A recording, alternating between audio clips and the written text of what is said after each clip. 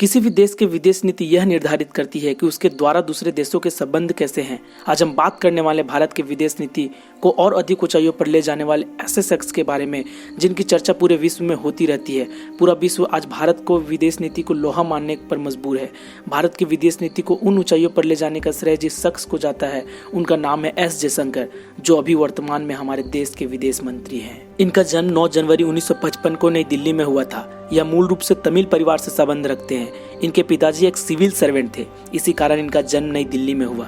S Jaishankar की शुरुआती शिक्षा दिल्ली के एयरफोर्स सेंट्रल स्कूल से हुई थी।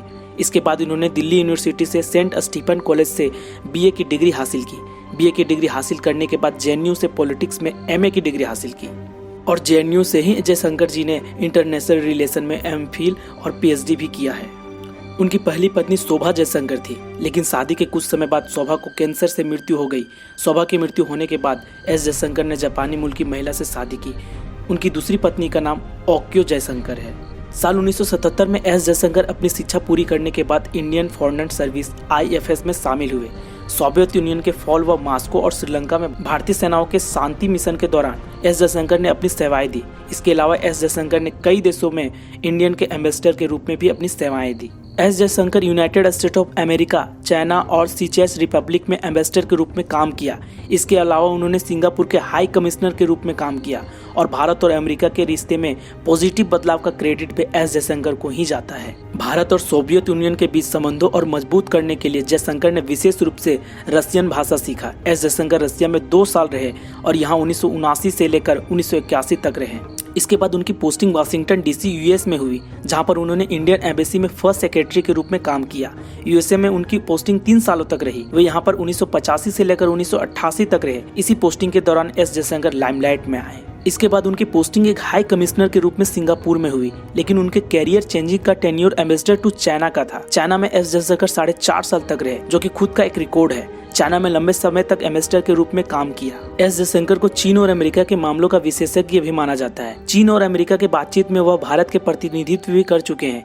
उनकी डिप्लोमेसी का अंदाजा इससे भी लगाया जा सकता है कि उनको 7 भाषाएं आती है, जिनमें Hindi, Tamil, English, Russian, Japanese, Chinese और हंगेरियन है। यह सारी लैंग्वेज उन्होंने उस देश के एम्बेसडर रहते हुए सीखा है। एस जयशंकर और प्राइम मिनिस्टर मोदी की जान पहचान पहले से हुई है। तब नरेंद्र मोदी जी प्रधानमंत्री नहीं थे, बल्कि गुजरात के मुख्यमंत्री थे। जब साल 2012 में नरेंद्र मोदी चीन गए, चाइना में ही एस जयशंकर ने नरेंद्र मोदी के ध्यान अपनी ओर खींचा, क्योंकि जब नरेंद्र मोदी चाइना के दौरे पर थे तब एस जयशंकर ने नरेंद्र मोदी को चाइना के बड़े बड़े पॉलिटिशियन से उनकी मीटिंग फिक्स करवाई। इसी वजह से नरेंद्र मोदी उनसे काफी प्रभावित हुए। यही कारण है कि चाइना से जुड़ी सारी रणनीति बनाने में जयशंकर की महत्वपूर्ण भूमिका होती है। साल 2007 में India America civil nuclear deal में एस जयशंकर की मुख्य भूमिका थी।